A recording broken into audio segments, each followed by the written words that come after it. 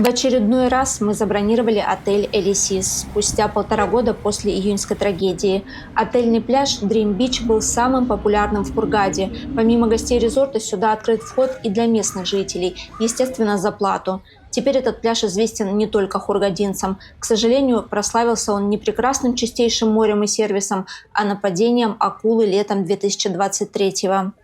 Буквально за месяц до происшествия мы сами отдыхали здесь и снимали обзор под названием «Лучший из бюджетных». Это правда, мое мнение не изменилось. Отель действительно был и остается достойным относительно своей стоимости. Не могу назвать ни одного конкурента в этой ценовой категории, а я знаю все отели Хургады. И если откроете наш прошлогодний обзор, то почти в самом начале я плыву как раз там, куда теперь заплывают только самые отважные. Посмотрим, есть ли перемены и как повлияла дурная слава и на работу отеля, и на работу пляжа. Ну и начну именно с пляжной зоны. Находится она через дорогу от отельных корпусов. Пройти сюда можно несколькими способами. Если вы отдыхаете в отеле, то удобнее и безопаснее всего по мосту. Если живете в городе, то вход с улицы. Наверное, зрителей, планирующих приезд сюда, больше всего волнуют вопросы типа предприняты ли какие-то меры безопасности, можно ли рассчитывать на то, что история не повторится и тому подобное. Честно скажу, при всем желании именно в этом месте невозможно предпринять что-то действительно эффективное. Но как можно отгородиться от живого моря? Да, натянули буйки, которых раньше не было. Одни совсем рядом с берегом, другие примерно на уровне горок в конце пирса. Просто буйки, без сетки. Может быть, проведена какая-то работа с персоналом, чтобы было понимание, как действовать в экстренной ситуации. На этом все.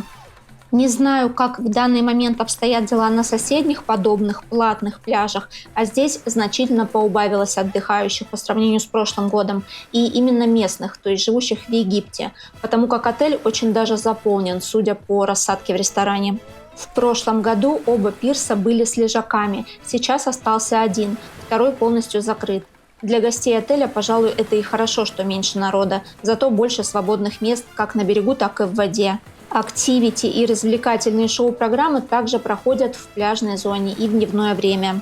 Полотенца на пляже свои, на бассейне свои. В более дорогих отелях, причем во многих, не буду все их перечислять, полотенца со второй линии нужно тащить на пляж с собой и обратно, тяжелые от песка и воды.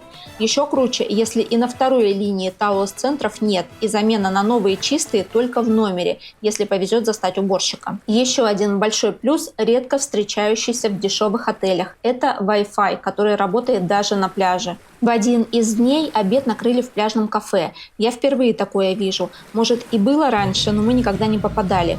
Очень классная задумка. При этом обед был полноценный, как в основном ресторане. Не фастфудные пиццы и бургеры. Одно но. Это было единственное место, где можно пообедать. Основной отельный ресторан не работал.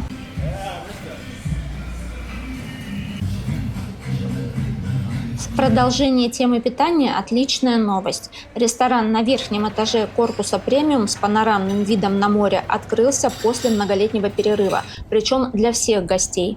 Поясню. Когда-то еще в доковидные времена работали два ресторана. Голливуд на первом этаже под ресепшн для всех гостей и ресторан Панорама для премиум гостей.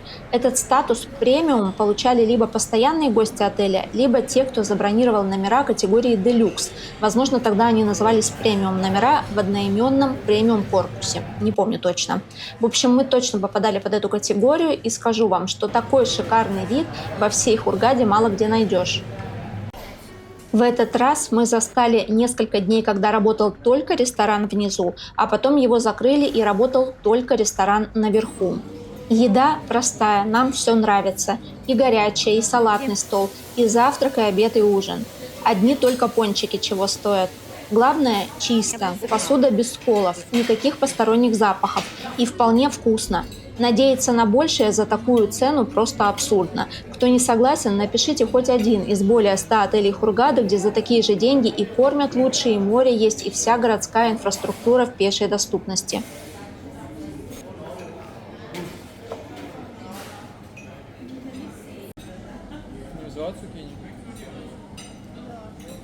Я не знал, что это такое.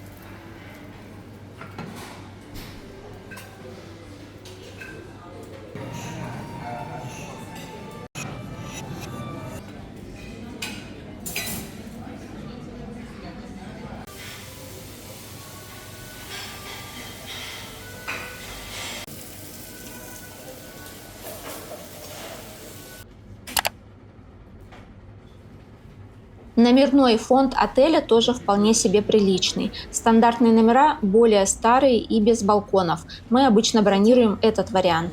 В прошлый раз номер был с окном во внутренний двор. Можете посмотреть в старом обзоре. А в этот раз в сторону улицы. Можно сказать, с частичным видом на море.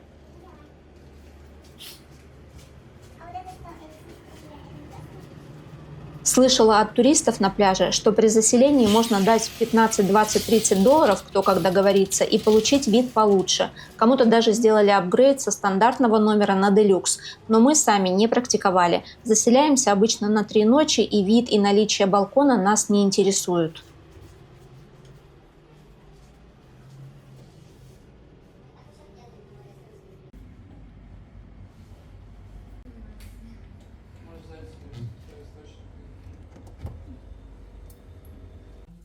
А вот результат волшебных чаевых. Курс фунта по отношению к валютам за последние 8 лет упал в 10 раз. Теперь 1 доллар примерно 50 египетских фунтов. Так что на чай оставляем не 10 фунтов, как раньше, а 50 или 100. Делюкс или премиум номера с балконами, но в зависимости от места нахождения номера балкон может быть не таким уж и бонусом. Вот этот вид из делюкс на 5 этаже – супер.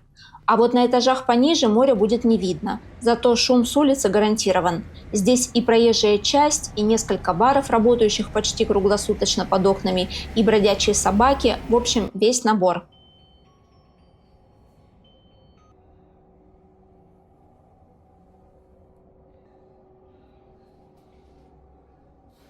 А еще часть номеров делюкс выходят балконами во внутренний двор отеля. Там ночами, конечно, потише, чем в сторону улицы, но тоже не все виды будут дачными.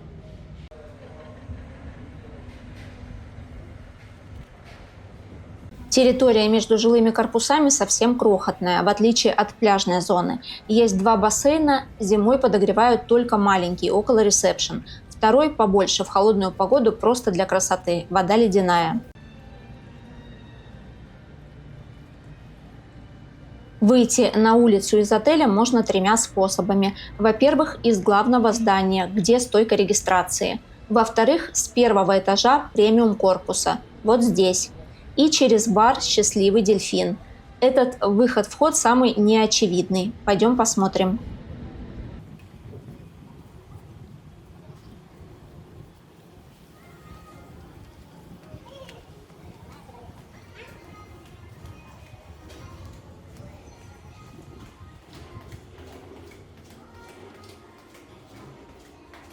Кстати, бар этот работает не только как отельный, по системе «все включено» до 22:00, но и дальше, просто как городской. После 22 напитки становятся платными, в том числе для гостей отеля. Видела в отзывах жалобу на эту тему. И также видела целые компании туристов, которые в 21:50 заказывают полный стол стаканов и сидят потом до ночи. Так что даже в этом вопросе не все плохо, а просто нужно проявить некоторую смекалку.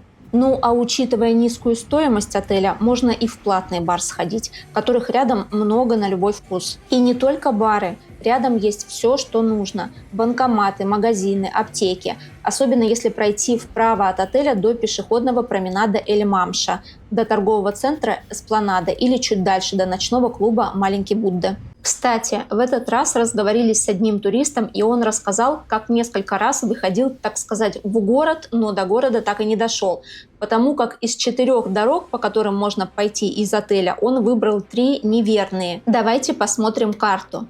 Если мы стоим спиной к жилой части отеля и лицом к пляжу, то, пойдя налево мимо отеля Marriott вдоль берега, минут через 30-40 дойдете до улицы Шератон, которая считается центром города. В светлое время суток можно так прогуляться, если не слишком жарко или не слишком холодно. Если же пойти направо от отеля, то будет развязка, от которой 3 дороги. Первая вверх, к той же улице Шератон, но она исключительно для автомобилей и по пустынной местности. Следующая ведет в жилые районы Мубарак-2 и Каусар. А вот если, пройдя кольцо, продолжить движение прямо, то попадете на туристический променад, как раз к торговому центру Эспланада, ночному клубу Little Buddha, к магазину беспошлиной торговли Duty Free и десяткам других магазинов и кафе. Если остались вопросы, пишите в комментариях. А пока мы монтировали видео, пришла очередная новость о нападении акулы на курорте Марса-Алам 29 декабря. Власти Египта объявили чрезвычайное положение и запретили купание в этом районе.